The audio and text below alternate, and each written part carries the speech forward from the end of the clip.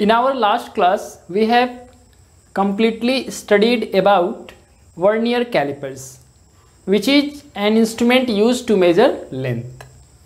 We have discussed about pitch, least count of vernier calipers, general construction of vernier calipers, and how can we measure length using vernier calipers. In the same way, today we will discuss about another instrument which is used to measure length, and this instrument is even more precise than vernier callipers. ठीक है, तो जो vernier callipers है उसकी least count कितनी होती है? 0.01 centimetre. ठीक है, जबकि जिस इंस्ट्रूमेंट की आज हम लोग बात करने वाले हैं, माइक्रोमीटर स्क्रू गेज, उसकी लीस्ट काउंट 0.001 सेंटीमीटर है. यानी इससे हम लोग वर्नियर कैलिपर्स के कंपैरिजन ज़्यादा प्रिसाइज लेंथ का मेजरमेंट कर सकते हैं. ठीक है, तो खास करके जहाँ पर हम लोग को किसी वायर का डायमीटर निकालना हो, कोई तार है, ठीक है, जैसे आप जान रहे हैं कि इलेक्ट्रिसिटी की वायरिंग करने के लिए वायर का यूज किया जाता है, तो उसका साइज उस पर लिखा होता है 0.5 mm, 0.25 mm या और भी हो सकता है.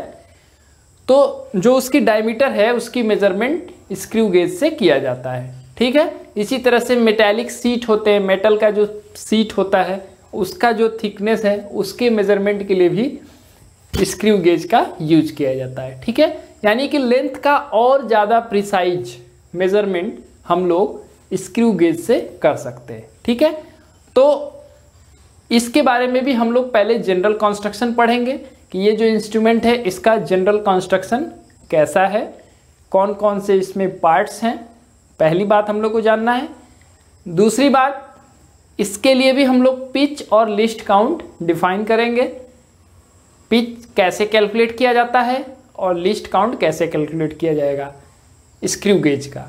और उसके बाद से measurement of length bye screw gauge, और लास्ट में फिर वही बात आएगी जीरो एरर, जैसा हम लोग वर्नियर कैलिपर्स में बात किए थे. ठीक है, तो हमारा जो स्क्रू गेज से रिलेटेड टॉपिक है वो टोटल 4 पार्ट में डिवाइडेड है. पहला जनरल इंस्ट्रूमेंटल सेटअप, यानी कि इंस्ट्रूमेंट के कौन कौन से पार्ट हैं, ठीक है, और उसका वर्किंग कैसा है, मतलब कौन से पार्ट कैसे यूज किया जाता है जब हम लोग किसी ऑब्जेक्ट का लेंथ स्क्रू गेज से मेजर कर रहे होते हैं. दूसरी बात, स्क्रू गेज के लिए पिच और लिस्ट काउंट को हम लोग डिफाइन कैसे करते हैं और कैलकुलेट कैसे करते हैं. तीसरी बात, measurement of length of any object using screw gauge, और लास्ट में जीरो एरर. ये 4 टॉपिक हो जाएंगे इस टॉपिक के अंदर. ठीक है, तो चलिए हम लोग स्टार्ट करते हैं general construction of screw gauge. Micrometer screw gauge.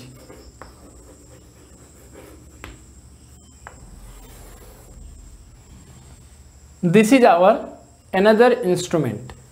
Now, what are the parts which are present in this instrument? तो सबसे पहले इसमें एक U शेप का पार्ट है जिसको हम लोग कहते हैं U फ्रेम. ठीक है, U फ्रेम, इसको हम लोग कहते हैं U फ्रेम. ठीक है,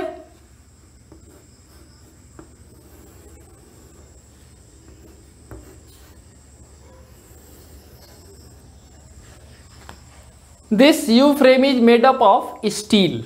ठीक है, ये स्टील का बना हुआ एक फ्रेम होता है. इसी पर बाकी जो पार्ट हैं इस इंस्ट्रूमेंट के वो अटैच्ड रहते हैं. ठीक है, अब दूसरा जो पार्ट है वो यहाँ एक attached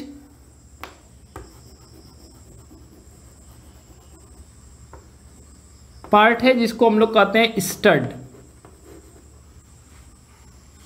this is like fixed jaw. ठीक है, जैसे वर्नियर कैलिपर्स में फिक्स्ड जॉ हुआ करता था, ठीक वैसे ही स्क्रू गेज में जो पॉइंट ए से डिनोट किया हुआ स्टड है, ये एक फिक्स्ड जॉ की तरह काम करता है, मतलब ये मूव नहीं करता है। ठीक है, नेक्स्ट है हमारा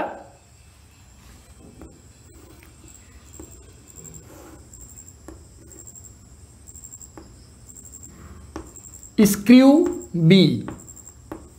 दिस इज बी, और ये क्या है हमारा स्क्रू है, and it is like movable jaw. ठीक है, यानी ये मूव कर सकता है। ठीक है, अभी मैं आपको बताता हूं कैसे मूव करता है और किधर मूव करता है। यहां पर हमारा होता है नट, दिस इज आवर नट, ये हमारा हो गया नट। ठीक है, कितने पार्ट हम बात कर चुके हैं अभी। U frame, this is U shaped steel frame on which different parts of screw gauge are attached. Second one is a which is stud, it is like fixed jaw because it cannot displace from its position. Third one is screw B and it is movable, ये move कर सकता है, and it is attached to nut. This one is nut.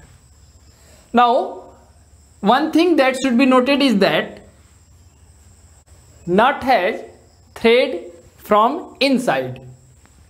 ठीक है, nut has thread from inside, अंदर से इसमें threads बने होते हैं। जैसे आपने स्क्रू देखा होगा ऐसे, तो इस पे ऐसे ऐसे थ्रेड्स होते हैं। तो ये जो स्क्रू होता है, इसका जो थ्रेड हो गया थ्रेड फ्रॉम आउटसाइड, ये बाहर से थ्रेड है। ठीक है, अब नट में क्या है कि अंदर से ऐसे ऐसे थ्रेड हैं, नट के अंदर जो है थ्रेड है। तो nut has thread from inside and screw has thread on outside. ये थोड़ा सा डिफरेंस हो जाएगा नट और स्क्रू के थ्रेडिंग में। ठीक है ना। अब जो है नट से अटैच्ड एक हॉलो सिलेंडर होता है। हॉलो सिलेंडर का मतलब जैसे ये खोखला हो गया, ये अंदर से जो है होल है, इसको हम लोग कहते हैं हॉलो सिलेंडर। तो यहां पर एक हॉलो सिलेंडर अटैच्ड होता है नट से, और इस सिलेंडर को हम लोग कहते हैं स्लीव सिलेंडर। ठीक है, this cylinder is called sleeve cylinder. It is hollow, ठीक है, and spindle of screw passes through it।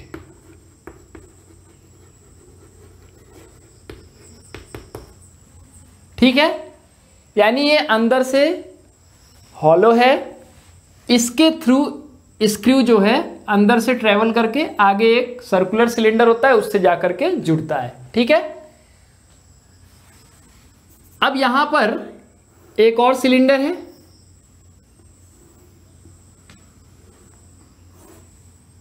इस सिलेंडर को हम लोग कहते हैं, ये जो सिलेंडर मैंने बनाया ये वाला, इसको हम लोग कहते हैं सर्कुलर सिलेंडर और थिम्बल। यहां नोट कर देता हूं मैं, थिम्बल और सर्कुलर सिलेंडर। ठीक है,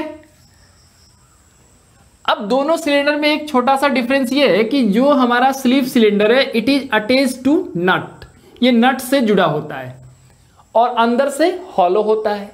हॉलो होने की वजह से जैसे ये हमारा स्क्रू हो गया बी और ये हमारा हो गया स्लीव सिलेंडर, तो ये स्क्रू इसके अंदर से पास होते हुए जा करके थिम्बल और सर्कुलर सिलेंडर से अटैच्ड होता है। यानी हम कह सकते हैं nut is attached to sleeve cylinder which is hollow cylinder while screw is attached to thimble और सर्कुलर सिलेंडर।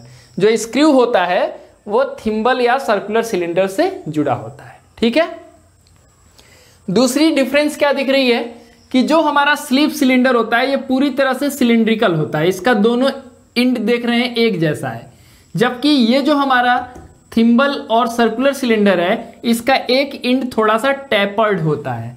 ठीक है, यानी वन इंड इज टैपर्ड। ठीक है, अंदर की ओर डाइवर्टेड है वो। ठीक है,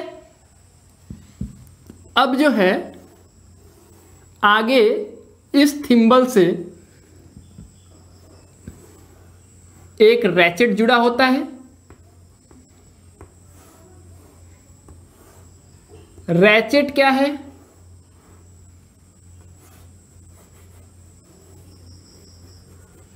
रैचेट एक हैंडल की तरह है।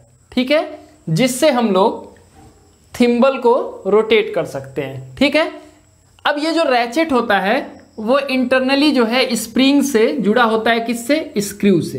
ये आपका स्क्रू हो गया, तो ये रैचेट अंदर से स्प्रिंग से जुड़ा होता है स्क्रू से। स्क्रू बी है। ठीक है, ये स्लीव सिलेंडर के अंदर से पास हुई और जाकर के किससे अटैच हुआ? थिम्बल और सर्कुलर सिलेंडर से, और स्प्रिंग के थ्रू ये रैचेट से जुड़ा होता है। ठीक, अब रैचेट इसका नाम क्यों पड़ा है? इसके पीछे रीजन है।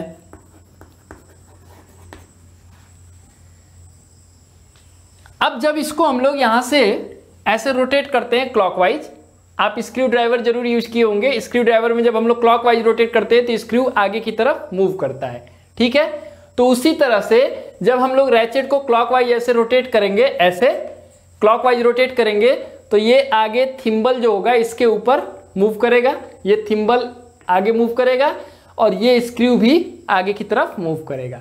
ठीक, अब मैं रैचेट का नाम बता रहा था कि क्यों इसको रैचेट कहा जाता है। तो जब ये फाइनली जब बी जो है ए के कांटेक्ट में आएगा, यानी बी और ए एक दूसरे के कांटेक्ट में जब आ जाएंगे, उस समय ये स्प्रिंग पूरी तरह से फ्री हो जाता है। यानी कह सकते हैं हम लोग कि रैचेट पूरी तरह से फ्री हो जाता है, और फ्री हो जाने के बाद एक रैटल साउंड प्रोड्यूस करता है, झुंझुना जैसा आवाज निकलता है। ठीक है, इसीलिए इसका नाम पड़ा है रैचेट। हम लोग थोड़ा सा अलग से बनाना चाहें तो रैचेट कुछ इस तरह से आपको दिखाया जा सकता है। ये आपका रैचेट हो गया और इससे जो है ऐसे स्क्रू जुड़ा हुआ है, ये स्प्रिंग के थ्रू इससे अटैच्ड होता है। तो जब रैचेट को क्लॉकवाइज रोटेट करते करते एक ऐसे सिचुएशन में आ जाते हैं जब बी और ए एक दूसरे के कांटेक्ट में होते हैं, उस समय रैचेट पूरी तरह से फ्री हो जाता है, और फ्री हो जाने की वजह से एक रैटल साउंड प्रोड्यूस होता है, झुंझुना जैसा आवाज निकलता है, और इसीलिए उसको हम लोग कहते हैं रैचेट, रैटल साउंड प्रोड्यूस करने की वजह से। ठीक है ना? अच्छा, अब इसमें दो तरह के स्केल दिखाए जाते हैं जो मेजरमेंट के लिए जरूरी होता है। ये तो हमने पार्ट्स देख लिए, कौन कौन से पार्ट्स हैं इसमें। पहला हमने देखा यू फ्रेम, जो कि स्टील का एक फ्रेम होता है जिससे और पार्ट्स अटैच्ड होते हैं। ठीक है, ये आपका स्टड हो गया जो कि फिक्स्ड जॉ है। बी क्या है? स्क्रू है, it is like movable jaw. Screw has thread on outside, बाहर की तरफ इसमें थ्रेडिंग होती है, और ये जो होता है यहाँ पर नट से जुड़ा हुआ है, नट के अंदर थ्रेडिंग होती है। ठीक है, नट से जुड़ा हुआ एक हॉलो सिलेंडर है जिसको हम लोग कहते हैं स्लीव सिलेंडर, और स्क्रू से जुड़ा हुआ एक हॉलो सिलेंडर होता है जिसको हम लोग कहते हैं थिम्बल और सर्कुलर सिलेंडर। ये स्क्रू इस स्लीव सिलेंडर के अंदर से पास होते हुए ऐसे यहां पर जाकर के इससे जुड़ा होता है। ठीक है, और ये पूरा जो पार्ट है फाइनली रैचेट से जुड़ा होगा। रैचेट जो होगा एक किस्म का हैंडल है।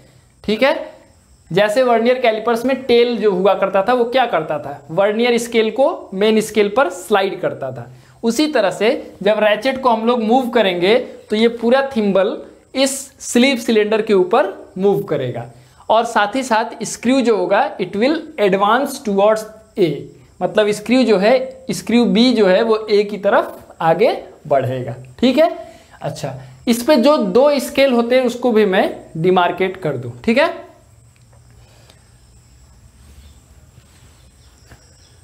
अब देखिए इस पर जो दो स्केल होते हैं उसको भी हम इंडिकेट कर दें कहां पर होते हैं। तो पहला होता है इसमें ये मेन स्केल जो हॉरिजॉन्टल बेस लाइन पर में ग्रेजुएटेड होता है, ठीक है। यानी ये जो स्लीप सिलेंडर है उस पर एक बेस लाइन होता है, ठीक है। इस बेस लाइन को मैं ऐसे इंडिकेट कर दूं, ये हमारा हो गया बेस लाइन, ये हो गया आपका बेस लाइन, ठीक है। और इस पे मिलीमीटर में ऐसे पॉइंट्स डिनोटेड होते हैं, ऐसे मिलीमीटर में, ठीक है। 0 हो गया, 1 2 3 4 5 6 7 8 ऐसे आगे बढ़ते रहेगा। ये जो है मिलीमीटर में इसमें ग्रेजुएटेड होता है ये, ठीक है ना। यानी इस पे जो मार्किंग्स हैं एक डिवीजन 1 mm के बराबर है। 1 division on main scale is equivalent to, या हम कहें सिंपली इक्वल टू 1 mm, ठीक है।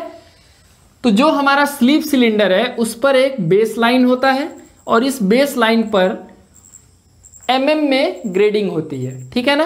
तो यही जो स्केल है इसको हम लोग कहते हैं main scale, this is main scale.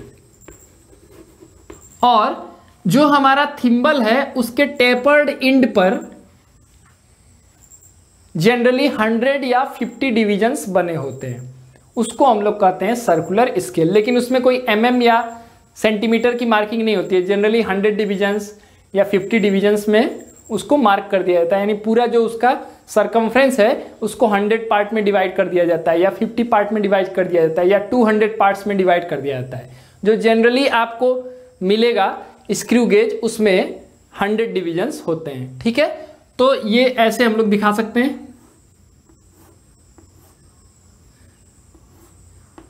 मान लीजिए 5 10 15 20 ऐसे होगा, मार्किंग इस पे होता है, ठीक है। अब ये जो स्केल है इसको हम लोग कहते हैं सर्कुलर स्केल, ठीक है। यानी आप कह सकते हैं कि main scale is on sleep cylinder while circular scale is on thimble, ठीक है ना। तो दो स्केल इसमें आपको दिख रहे हैं।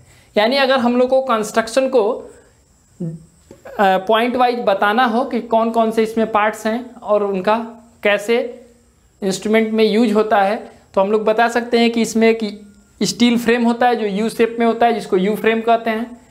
इसके एक एंड पर जो लेफ्ट साइड वाला एंड है उस पर एक फिक्स्ड जॉ के जैसा स्ट्रक्चर है जिसको स्टड कहते हैं, ए से मार्क किया गया है यहाँ पर। दूसरा स्क्रू होता है दूसरे एंड से जुड़ा हुआ जो कि मूवेबल होता है। ये स्क्रू नट से जुड़ा है। नट और स्क्रू में एक छोटा सा डिफरेंस ये है कि नट में थ्रेडिंग अंदर से है जबकि स्क्रू में थ्रेडिंग बाहर से है, ठीक है। अब नट से जुड़ा हुआ एक हॉलो सिलेंडर होता है जिसको हम लोग कहते हैं स्लीप सिलेंडर। यहां लिख दिया मैंने hollow, spindle of screw passes through it, यानी जो हमारा स्क्रू है वो अंदर से इससे पास होकर के आगे जाकर के थिम्बल और सर्कुलर सिलेंडर से जुड़ता है, ठीक है। तो nut is attached to sleeve cylinder while screw is attached to thimble or circular cylinder. This thimble or circular cylinder is finally attached to ratchet. Ratchet is joined to screw by spring, ठीक है। ratchet जो है इस screw से अंदर ही अंदर spring से जुड़ा होता है, इसलिए जब पूरी तरह से हम लोग क्लॉकवाइज रोटेट करते करते इस बी को ए के पास कांटेक्ट में ला देते हैं, ए और बी एक दूसरे के कांटेक्ट में हो जाते हैं, उस समय रैचेट जो होता है पूरी तरह से फ्री हो जाता है, ठीक है। पूरी तरह से वो फ्री हो जाता है, इसलिए वो रैटल साउंड प्रोड्यूस करता है, इसीलिए उसका नाम पड़ा है रैचेट। दो स्केल आपको इस पूरे इंस्ट्रूमेंट में दिखाई देंगे। एक होता है मेन स्केल जो कि बेस लाइन पर में ग्रेजुएटेड होता है, और ये किस पर प्रेजेंट होता है, स्लीप सिलेंडर पर, ठीक है। इसकी मार्किंग जो है में है, ठीक वैसा ही है जैसे वर्नियर कैलिपर्स में आपका मेन स्केल था, सेम वैसा ही है, उसमें कोई डिफरेंस नहीं है। आगे यहां पर जो थिम्बल है उसके टैपर्ड इंड पर जनरली 100 डिविजन्स होते हैं, ठीक है। यानी पूरा जो सरकमफ्रेंस होगा, ये जो सरकमफ्रेंस होगा उसका, ये आपका मान लीजिए ऐसे है, ये जो सरकमफ्रेंस होगा इसको 100 डिविजन्स में ऐसे डिवाइड कर दिए गए, ठीक है। तो ये जो डिविजन्स बने इसी को हम लोग कहते हैं सर्कुलर स्केल। ये जो डिवीजन होगा ये हॉलो होगा ऐसे। अब इस पर ही 100 पार्ट्स इसके बना दिए गए, तो ये जो स्केल बना इसको हम लोग कहते हैं सर्कुलर स्केल। अब जब इधर से रोटेट किया जाएगा तो ये आगे की तरफ ऐसे बढ़ेगा, ठीक है ना। यानी कि जब हम लोग रैचेट को क्लॉकवाइज रोटेट करेंगे तो ये थिम्बल जो होगा मेन स्केल पर आगे बढ़ेगा और स्क्रू जो होगा ए की तरफ आगे बढ़ेगा, ठीक है। तो ये हमारा माइक्रोमीटर स्क्रू गेज का जनरल कंस्ट्रक्शन हो गया, ठीक। दूसरी बात कि जब भी हम लोग किसी भी वायर का डायमीटर निकालना होता है या किसी मेटल सीट का थिकनेस निकालना होता है तो उसको कहाँ पर प्लेस करते हैं। मान लीजिए कोई मेटल सीट है, ठीक है, इसका हम लोग थिकनेस जानना चाहते हैं कि इसका थिकनेस कितना है, ठीक है। इस मेटल सीट का हम लोग थिकनेस जानना चाहते हैं, ठीक। अब हम लोग को इस मेटल सीट को कहाँ पर प्लेस करने से इसका थिकनेस हम लोग को पता चल जाएगा, ठीक है। तो हमें क्या करना होगा कि इस मेटल सीट को यहाँ से लेकर के इसमें प्लेस करना होगा, ठीक है। यानी यहाँ से उठा करके यहाँ पर प्लेस करना होगा, ठीक है। तो और ये टाइट फिक्स हो जाएगा। उसके बाद ये रीडिंग को आपको रीड करके बताना होगा कि इसका थिकनेस कितना है, ठीक है ना, समझ में आ रहा है। इसी तरह से अगर कोई वायर होता है तो उसको भी हम लोग यहाँ पर प्लेस करके उसकी डायमीटर को पता कर सकते हैं, ठीक है ना। तो ये स्टेप्स बहुत ही इजी होंगे, कोई बहुत हार्ड नहीं है ये, ठीक है ना। कि कोई भी चीज़ का जिसका डायमीटर या थिकनेस आपको निकालना है उसको यहाँ पर प्लेस कर दीजिए, रैचेट को क्लॉकवाइज मूव करिए, फाइनली उस सिचुएशन तक पहुँचाइए जहाँ पर बी और ए के बीच में हमारा जो ऑब्जेक्ट है वो टाइटली फिक्स्ड हो जाए। और जब फिक्स्ड हो जाएगा तब हम मेन स्केल के रीडिंग और सर्कुलर स्केल के रीडिंग का यूज करके ये पता कर लेंगे कि उसका थिकनेस या डायमीटर कितना है, ठीक है। यही हमारा सिंपल सा प्रोसेस होगा जब हम लोग स्क्रू गेज से किसी भी ऑब्जेक्ट के डायमीटर को या फिर उसके थिकनेस को मेजर कर रहे होंगे, ठीक है। अच्छा, दूसरी एक और इम्पॉर्टेंट बात मैं आपको बता दूं कि ये जो इंस्ट्रूमेंट है 17th सेंचुरी में इसको बनाया गया। तो आप सोच लीजिए कितना पहले ये बनाया गया है। बहुत पहले से ये इंस्ट्रूमेंट लेंथ के मेजरमेंट के लिए यूज किया जाता है, ठीक है। और इसको बनाने वाले थे एक English mathematician,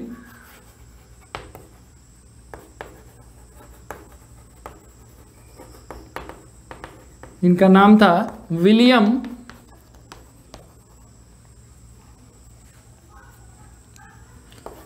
गैसगुएन। William Gascoigne invented this instrument for the measurement of length in 17th century, ठीक है। 17th सेंचुरी में ये इंस्ट्रूमेंट विलियम गॉस्किन ने बनाया था, ठीक है ना। तो ये हमारा हो गया general construction of micrometer screw gauge, ठीक है। अब ये स्क्रू इसमें यूज होता है, ठीक है ना। स्क्रू गेज जो नाम में स्क्रू आपको दिख रहा है, तो स्क्रू का जो है इसमें प्रिंसिपल यूज्ड है, उसके रोटेशन से ही हम लोग कहीं ना कहीं लेंथ का मेजरमेंट करते हैं। माइक्रोमीटर क्यों कहते हैं, क्योंकि आप इसका लिस्ट काउंट देखेंगे, ये जो लिस्ट काउंट है इस सेपरेटर्स का, ठीक है। माइक्रोमीटर स्क्रू गेज का जो लिस्ट काउंट है वो कितना होता है 0.01 mm, ठीक है। मतलब कितना सेंटीमीटर हो गया, mm को सेंटीमीटर में चेंज करना है तो 10 से डिवाइड कर दीजिए। 0.01/10 मीन्स 0.001 सेंटीमीटर। और सेंटीमीटर को मीटर में चेंज करना है तो 100 से डिवाइड करते हैं, यानी 0.001 सेंटीमीटर ऐसे लिख दीजिए upon 100 meter, that will give 0.00001 meter, ठीक है। ये आपका सेंटीमीटर में है। अब इसको अगर आप माइक्रोमीटर में चेंज करें, ठीक है, तो 1 मीटर इक्वल टू 10⁻6 माइक्रोमीटर होता है। 1 meter is equal to 10⁻6 micrometer, ठीक है। ये इस चैप्टर के शुरुआत में हम लोग मीटर के मल्टीपल्स और सब मल्टीपल्स में जान चुके हैं। तो अगर मीटर को माइक्रोमीटर के साथ रिलेशनशिप देखना हो तो 1 मीटर इक्वल टू होता है 10⁻6 माइक्रोमीटर। तो इसको अगर माइक्रोमीटर में चेंज करना है 10⁶ से मल्टीप्लाई करेंगे 0.00001 into 10⁶ micrometer and it will give 10 micrometer. तो ये मैग्नीट्यूड होने की वजह से इसका नाम माइक्रोमीटर पड़ा है। Least count of screw gauge is 10 micrometer and therefore the name micrometer is given for this instrument. ठीक है, तो ये बहुत ही इंपॉर्टेंट एक इंस्ट्रूमेंट है लेंथ के मेजरमेंट के लिए, क्योंकि रीजन यही है कि आप देख रहे थे कि जो वर्नियर कैलिपर्स था, वर्नियर कैलिपर्स की अगर हम लोग बात करें तो इसका जो लीस्ट काउंट था वो कितना था? Least count of vernier calipers ही 0.1 mm, या आप कह सकते हैं 0.01 सेंटीमीटर, जबकि माइक्रोमीटर स्क्रू गेज का जो लिस्ट काउंट है आप देख लीजिए 0.001 centimeter. So micrometer screw gauge is even more precise than vernier calipers. यानी वर्नियर कैलिपर्स से आप अगर सेंटीमीटर में रीडिंग ले रहे हो तो डेसिमल के बाद 2 डिजिट्स तक वो वैल्यू आप डिफाइन कर सकते हैं। लेकिन अगर आप माइक्रोमीटर स्क्रू गेज का यूज कर रहे हैं तो डेसिमल के बाद आप 3 डिजिट तक उस वैल्यू को डिफाइन कर सकते हैं। ठीक है, जैसे हम लोग वर्नियर कैलिपर्स में बात कर रहे थे कि अगर आपके इंस्ट्रूमेंट बॉक्स में जो स्केल है, जो आपके इंस्ट्रूमेंट बॉक्स में 15 सेंटीमीटर का स्केल होता है, ठीक है, एक रफ फिगर में बना रहा हूं, तो इससे आपको अगर कह दिया जाए कि लेंथ मेजर करिए तो आप 2.5 सेंटीमीटर मेजर कर लेंगे, लेकिन 2.52 मेजर नहीं कर सकते। तो आप 2.52 सेंटीमीटर अगर मेजर करना चाहते हैं तो वर्नियर कैलिपर से आप कर सकते हैं। लेकिन अगर 2.527 कहा जाए, देखिए तीनों में डिफरेंस क्या है। जैसे मैं कहता हूं 2.5 सेंटीमीटर, तो ये आप इंस्ट्रूमेंट बॉक्स में जो आपका स्केल है उससे मेजर कर सकते हैं। 2.52 सेंटीमीटर, तो देखिए ये आपके जो इंस्ट्रूमेंट बॉक्स में स्केल है उससे आप मेजर नहीं कर सकते, क्योंकि उससे तो 2.5 मेजर कर सकते हैं या 2.6। 2.52 centimeter can not be measured by a general scale present in our instrument box. तो इसको मेजर करने के लिए हम लोग को वर्नियर कैलिपर्स का यूज करना होगा। और अगर मैं कहूं कि 2.525 सेंटीमीटर मेजर करना है तो फिर वर्नियर कैलिपर्स से भी मेजर नहीं कर सकते, क्योंकि ये डेसिमल के 2 डिजिट्स तक ही ये एक्यूरेट रीडिंग दे सकता है, उसके आगे ये डिफाइन नहीं कर सकता है।